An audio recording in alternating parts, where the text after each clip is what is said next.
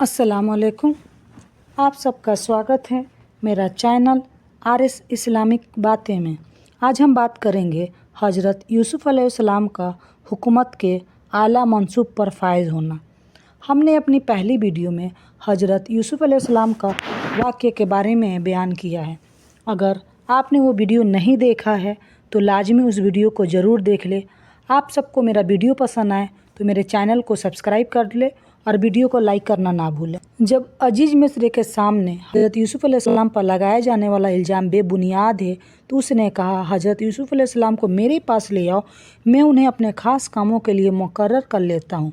जब उसने हज़रत यूसुफ़ अलैहिस्सलाम से गुफ्तगू की तो वो आपकी सलाहियतों से बहुत मुतासिर हुआ और कहने लगा, आज से आप हमारे यहाँ इज्जत वाले अमानतदार, लिहाजा हम आपको इजाज़त देना चाहते हैं। हज़रत यूसुफ़ अलैहिस्सलाम ने अर्ज़ किया कि अगर आप मुझे इजाज़त देना चाहते हैं तो वज़ीर खाना बना दीजिए। लिहाजा इस तरह हज़रत यूसुफ़ अलैहिस्सलाम को मिस्र में वज़ारत की हैत पर फायज कर दिया गया और अल्लाह अज़ीज़ुल का वादा पूरा हुआ कि हम आपको ज़मीन पे आला मकाम पर फायज फरमाएंगे। हज़रत यूसुफ़ अलैहिस्सलाम ने मंजूर कर लिया और कहा कि मैं इस काम को बखूबी अंजाम दूंगा ताकि मुल्क में रया या खुश रहे और अनाज की कभी कमी ना हो। हज़रत यूसुफ़ अलैहिस्सलाम ने खुराक की महकमा संभाल लिया। 7 साल में जो गीला पैदा हुआ था उसे बचा कर रखा। जब दूसरे 7 साल पैदा ना हुआ तो रखी हुई गिले को ज़कीरा से लोगों को अनाज फ़राहम किया। मुल्क कहत से बच गया। हज़रत यूसुफ़ अलैहिस्सलाम ने अजीज़ मिस्र की जगह ले ली और हुकूमत करने लगे। बादशाह ने कहा, हज़रत यूसुफ़ अलैहिस्सलाम को मेरे पास लाओ और मैं उसे अपने ख़ास कामों के लिए मुकर्रर करूँगा। फिर जब उसने हज़रत यूसुफ़ अलैहिस्सलाम से बात की तो कहने लगा कि आज से आप हमारे यहाँ बड़े इज्जत वाले अमानतदार हैं। उन्होंने हज़रत यूसुफ़ अलैहिस्सलाम ने कहा, आप मुझे मुल्क के ख़जानों पर मुहाफ़िज़ मुकर्रर कर दीजिए। बेशक मैं ख़जाना की हिफाजत करने वाला और खूब मालूमात रखने वाला हूँ। इस तरह हमने हज़रत यूसुफ़ अलैहिस्सलाम की सरज़मीन मिस्र में अक़दार अता किया कि वो इस में जहाँ चाहे रहे। हम जिसको चाहे अपनी रहमत से नवाज देते हैं और नेक लोगों का सवाब ज़ाया नहीं करती और यकीनन आखिरत का अजर उन लोगों के लिए बहुत ही बेहतर है जो ईमान लाए और परहेजगारी के साथ काम करते रहते हैं। हदीस रसूल अकरम सल्लल्लाहु अलैहि वसल्लम ने फरमाया, रसूल अकरम सल्लल्लाहु अलैहि वसल्लम ने हज़रत अबू जर रज़ियल्लाहु अन्हु को अहद के सवाल करने से बचने की तरगीब दिलाते हुए फरमाया, ए अबू जरा, अमारत हुकूमती अहदा की एक अमानत है, वो तुम कमज़ोर हो, लिहाजा अहद मांग कर ना लेना। क़यामत के दिन इन लोगों के लिए रुसवाई और नदामत होगी जिन्होंने अहद का हक़ अदा ना किया, सिवाय उस शख्स के जिसने अहलियत की बना पर उसे हासिल किया फिर उसकी हुकूक पूरी तरह अदा की। हज़रत यूसुफ़ अलैहिस्सलाम का अपने सौतेले भाइयों से हुस्न सलूक। जब हज़रत यूसुफ़ अलैहिस्सलाम वज़ीर ख़जाना बने तो खुशहाली के 7 सालों में बेहतरीन ताबीर अख्तियार करके अनाज को महफूज कर लिया। फिर जब 7 साल कहत साली पड़ी तो हज़रत यूसुफ़ अलैहिस्सलाम मुतासिबीन में गिला बांटना शुरू किया। हज़रत यूसुफ़ अलैहिस्सलाम हर शख्स को रकम लेकर साल भर के लिए गिला देते थे। इस कैद का असर मिस्र से बढ़कर कुनवान शहर जहाँ याकूब अलैहिस्सलाम रहते थे वहाँ भी पहुँचा। लिहाजा हज़रत यूसुफ़ अलैहिस्सलाम के सौतेले भाई अपने वालिद मोहतरम से इजाज़त और रकम लेकर गिला लेने के लिए मिस्र आए। हज़रत यूसुफ़ अलैहिस्सलाम ने उन्हें फ़ौरन पहचान लिया, लेकिन इन भाइयों ने उन्हें नहीं पहचाना क्योंकि जब उन्होंने हज़रत यूसुफ़ अलैहिस्सलाम को कुएं में फेंका था उस वक्त हज़रत यूसुफ़ अलैहिस्सलाम बहुत छोटे थे। उन्होंने ये भी खबर ना थी कि उसके बाद हज़रत यूसुफ़ अलैहिस्सलाम के साथ क्या हुआ। उन्होंने ये गुमान भी ना था कि हज़रत यूसुफ़ अलैहिस्सलाम साहब अक़दार होंगे। हज़रत यूसुफ़ अलैहिस्सलाम ने भाइयों से अजनबियों की तरह गुफ्तगू की और पूछा कि तुम्हारे सिवा और कोई भी तुम्हारा भाई है? उन्होंने कहा कि हम 12 भाई थे, हमारा एक सौतेला भाई जंगल में हलाक हो गया और इसका एक सगा भाई है जो वालिद के पास है, वो हमारे साथ नहीं आया। हज़रत यूसुफ़ अलैहिस्सलाम ने अपने खिदाम से कहा कि उनको अच्छी तरह मेहमान नवाजी करो। चुनांचे इनको खूब मेहमान नवाजी की गई और उसके बाद हज़रत यूसुफ़ अलैहिस्सलाम ने उन्हें खूब गिला दिया और उनके रकम भी गिले में वापस रख दिए और साथ साथ ये भी कहा कि आइंदा जब भी मेरे पास आओ तो अपने छोटे भाई बुनियामीन को भी साथ ले आना। अगर तुम उस साथ ना लाओ तो तुम्हें गिला नहीं मिलेगा। اور نہ ہی میرے پاس آنا۔ انہوں نے اپنے بھائیوں سے کہا کہ ہم والد صاحب کو اس پر آمدہ کریں گے اور اس میں سوتیلے بھائی کو لانے کی پوری کوشش کریں گے۔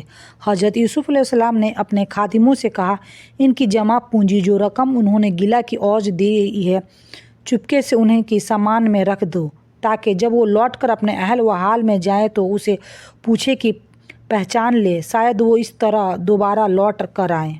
بھائیوں کا بنیامین کا گلہ لانے کے لیے مصر لے جانے پر اصرار۔ حضرت یوسف علیہ السلام سے گلہ حاصل کرنے کے بعد حضرت یوسف علیہ السلام کے سوتیلے بھائی اپنے گھر پہنچے تو دیکھا کہ گلے کے اندر ان کے وہ رقم بھی موجود تھے جس کی اوج انہوں نے گلہ لیا تھا۔ وہ اپنے رقم دیکھ کر بہت زیادہ متاثر ہوئے اور جب دوبارہ گلہ لینے کے لیے جانے لگے تو حسب وعدہ اپنے سوتیلے بھائی بنیامین کو ساتھ لے جانے کے لیے اپنے والد محترم حضرت یعقوب علیہ السلام کی خدمت میں حاضر ہوئے اور عرض کیا، اے ابو جان، دیکھو مصر کا بادشاہ کتنا رحم دل ہے، اس نے ہمیں گلہ بھی دیا ہے اور ساتھ میں ہماری رقم بھی واپس کر دی ہے۔ اس نے ہم سے یہ کہا تھا کہ جب دوبارہ آؤ تو اپنے ساتھ اپنے بھائی بنیامین کو بھی لانا، اگر تم اپنے اس بھائی کو ساتھ نہ لائے تو میں تمہیں گلہ نہیں دوں گا۔ اے ابو جان، آپ ہمارے ساتھ ہمارے بھائی بنیامین کو بھی بھیج دیجیے تاکہ ہم زیادہ گلہ لے کر آئے اور ہم اس کی نگہبانی کی ذمہ دار ہیں۔ حضرت یعقوب علیہ السلام انہیں منع کر دیا اور کہا کہ میں ہرگز تمہارے ساتھ بنیامین کو نہیں بھیجوں گا۔ کیا میں بنیامین کے بارے میں بھی تم پر ویسا ہی اعتبار کروں جیسا اس کے بھائی یوسف علیہ السلام کے بارے میں کیا تھا؟ آخر کار بیٹوں نے خوب منت سماجت اور پکے وعدے کیے تو حضرت یعقوب علیہ السلام بنیامین کو اپنے سوتیلے بھائی کے ساتھ بھیجنے پر رضامند ہو گئے۔ اے ابا جان، ہمیں اور کیا چاہیے؟ دیکھیے ہمارا سرمایہ بھی ہمیں واپس لوٹا دیا گیا ہے۔ اب ہم جائیں گے اور اپنے اہل و حال کے لیے مزید گلہ لائیں گے اور اپنے بھائی کی نگرانی بھی کریں گے اور ایک اونٹ کی گلہ زیادہ لائیں گے۔ یہ گلہ تو تھوڑا سا ہے۔ حضرت یعقوب علیہ السلام نے کہا، میں تو اس وقت تک تمہارے ساتھ ہرگز نہیں بھیجوں گا جب تک کہ تم اللہ کی گواہ کر کے مجھے سے یہ پختہ عہد نہ کر لو کہ تم اسے میرے پاس ضرور واپس لے کر آؤ گے، سوائے اس کے کہ تم سب گرفتار کر لیے جاؤ گے۔ پھر جب انہوں نے اپنے والد سے پختہ عہد کر لیا تو انہوں نے حضرت یعقوب علیہ السلام نے کہا، دیکھو ہم جو کچھ کہتے ہیں اس پر اللہ نگہبان ہے۔ حضرت یعقوب علیہ السلام کے بیٹوں کو مصر جاتے ہوئے نصیحت۔ جب بیٹے گلہ حاصل کرنے کے لیے کنوان سے مصر کی طرف روانہ ہونے لگے تو حضرت یعقوب علیہ السلام انہیں یہ نصیحت فرمائے کہ شہر میں ایک دروازے سے داخل نہ ہونا بلکہ الگ الگ دروازوں سے داخل ہونا۔ آپ علیہ السلام انہیں یہ نصیحت اس لیے فرمائے کہ وہ سب کے سب بھائی خوبصورت تھے اور کہیں ایسا نہ ہو کہ ایک ہی دروازے سے داخل ہونے سے انہیں کسی کی نظر لگ جائے۔ بیٹے اپنے باپ کو نصیحت کے مطابق مختلف دروازوں سے شہر میں داخل ہو کر حضرت یوسف علیہ السلام کی خدمت میں حاضر ہوئے۔ حضرت یوسف علیہ السلام پہلے ہی سے ان کے منتظر تھے۔ جیسے ہی بھائی آپ علیہ السلام کی خدمت میں پہنچے تو انہوں نے ان کا استقبال کیا۔ حضرت یعقوب علیہ السلام نے کہا، اے میرے بیٹے، مصر میں تم سب ایک دروازے سے داخل نہ ہونا بلکہ مختلف دروازوں سے داخل ہونا۔ میں اللہ کے طرف سے آنے والی کسی چیز کو تم سے ٹال نہیں سکتا۔ حکم تو صرف اللہ ہی کا چلتا ہے۔ میرا صرف اسی پر بھروسہ اور ہر بھروسہ کرنے والوں کو اسی اللہ پر بھروسہ کرنا چاہیے۔ اور جب وہ باپ کا حکم کے مطابق شہر میں مختلف دروازوں سے داخل ہوئے، یہ احتیاطی تدبیر اللہ کی مشیت کے مقابلہ میں کچھ کام نہ آ سکی، مگر حضرت یعقوب علیہ السلام کے دل میں ایک خواہش تھی جو انہوں نے پوری کر لی۔ بلصبح حضرت یعقوب علیہ السلام صاحب علم تھے اور اس علم کی وجہ سے جب ہم اللہ نے انہیں دیا تھا، اکثر لوگ اس بات کو نہیں جانتے۔ رسول اکرم صلی اللہ علیہ وسلم نے فرمایا، نظر کا لگ جانا برحق ہے۔ حضرت یوسف علیہ السلام کی بنیامین کو اپنے پاس ٹھہرانے کی بیر۔ جب تمہارے بھائی بنیامین سمیت حضرت یوسف علیہ السلام کے پاس پہنچے تو حضرت یوسف علیہ السلام نے انہیں شاہی مہمان خانہ میں ٹھہرایا اور خوب خاطر توجہ کی۔ پھر اپنے سگے بھائی بنیامین کو تنہائی میں بلا کر بتایا کہ میں تمہارا بھائی حضرت یوسف علیہ السلام ہوں۔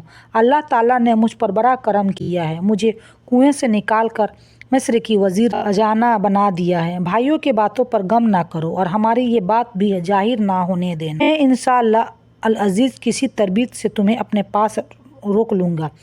حضرت یوسف علیہ السلام نے اپنے بھائیوں کو 3 دن تک اپنے پاس رکھا، پھر ایک को एक ऊँट गिला देकर रवाना किया। यूसुफ अलैहिस्सलाम ने अपने नौकरों को हुक्म दिया कि शाही प्याला चुपके से बुनियामीन के सामान में रख दो। ये काफिले जैसे ही मिस्र से रवाना होने लगा तो पीछे से एक आदमी ने आवाज़ लगाई, ए काफिले वाले, तुम चोर हो। भाइयों ने पूछा कि तुम्हारे क्या चीज़ गुम हो गई है? उसने कहा, बादशाह का एक प्याला गुम हो गया है। भाइयों ने अपने आप से ये इल्ज़ाम दूर करने की कोशिश की तो शाही खादिमों ने कहा कि अच्छा ये बताओ, जिसके सामान से वो प्याला बरामद हुआ उसकी सज़ा क्या होगी? सब ने कहा, उस शख्स को इसको बदले में यहीं रोक लिया जाए। चुनांचे जब तलाशी ली गई तो बुनियामीन के सामान से प्याला बरामद हो गया। भाइयों ने कहा, अल्लाह की कसम, तुमको खूब इल्म है कि हम मुल्क में फसाद फैलाने के लिए नहीं आए हैं और ना ही हम चोर हैं। उन्होंने दरबारों ने कहा, अगर तुम झूठे साबित हुए तो उस चोर को क्या सज़ा होगी? उन्होंने हज़रत यूसुफ अलैहिस्सलाम के भाइयों ने जवाब दिया कि उसकी सज़ा यही है कि जिसके सामान में वो प्याला पाया जाए वही आदमी उसके बदले में रख लिया जाए। हम तो ऐसे जालिमों को यही सज़ा देते हैं। चुनांचे हज़रत यूसुफ अलैहिस्सलाम ने अपने भाई के सामान की तलाशी से पहले उन दूसरे भाइयों के सामान की तलाश लेना शुरू कर दी। आखिरकार अपने भाई बुनियामीन के सामान से वो कर लिया गया। इस तरह हमने हज़रत यूसुफ अलैहिस्सलाम के लिए ये मतबीर की कि वो अपने बादशाह के कानून के रोध से तो अपने भाई को अपने पास नहीं रख सकते थे, मगर ये कि अल्लाह के मंजूर हो जो हम जिस को चाहे दराजत बुलंद करते हैं और हर इल्म वालों से बढ़कर इल्म वाला मौजूद है। भाइयों का हज़रत यूसुफ अलैहिस्सलाम पर चोरी का इल्ज़ाम और आप अलैहिस्सलाम का सब्र। जब बुनियामीन के सामान से शाही प्याला बरामद हुआ तो भाइयों ने फ़ौरन कहा, हम तो चोरी को बहुत ही बुरी हरकत समझते हैं। अलबत्ता बुनियामीन को चोरी पर ताज्जुब नहीं, क्योंकि उससे पहले उनके भाई हज़रत यूसुफ अलैहिस्सलाम ने भी चोरी की थी। ये इल्ज़ाम सुनकर हज़रत यूसुफ अलैहिस्सलाम ने सब्र व तमील का मुज़ाहरा कर, जिस चोरी को मुझ पर इल्ज़ाम लगा रहे हो उससे अल्लाह ही बेहतर जानता है।